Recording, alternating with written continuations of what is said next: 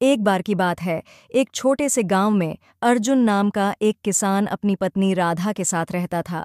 अर्जुन मेहनती था और अपनी छोटी सी खेती में हर दिन पसीना बहाता था। राधा भी हर कदम पर अर्जुन का साथ देती थी और अपने परिवार के लिए खुशियों की नींव मजबूत कर रही थी। उनके बीच भरोसे की गहरी डोर थी, जो कठिनाइयों में भी कभी कमजोर नहीं पड़ती थी। गांव में एक दिन एक बुजुर्ग संत आए।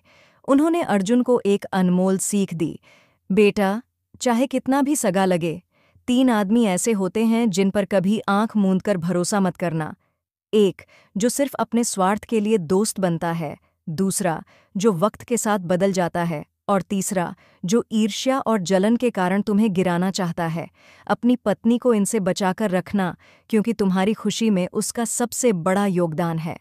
अर्जुन को संत की बात समझ में नहीं आई, लेकिन समय के साथ उसे इन शब्दों का महत्व पता चला। उसके 3 करीबी लोग थे, पड़ोसी रामू, दोस्त सुरेश और चचेरे भाई मोहन। रामू ने एक बार जमीन के झगड़े में अर्जुन को धोखा दिया। सुरेश ने पैसे उधार लेकर कभी लौटाए नहीं, और मोहन ने जलन में आकर अर्जुन की तरक्की की राह में कांटे बोने की कोशिश की। लेकिन अर्जुन ने संत की सीख याद रखी।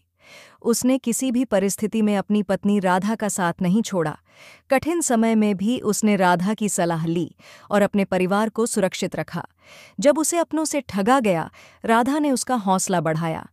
अर्जुन ने समझा कि जीवन में सच्चा साथी वही है जो सुख दुख में साथ खड़ा रहे। इस तरह अर्जुन ने सीखा कि इन 3 आदमियों पर कभी भरोसा नहीं करना चाहिए और अपनी पत्नी को हर कठिनाई से बचाना चाहिए, क्योंकि सच्चे रिश्ते भरोसे और समझदारी से ही संजोए जाते हैं।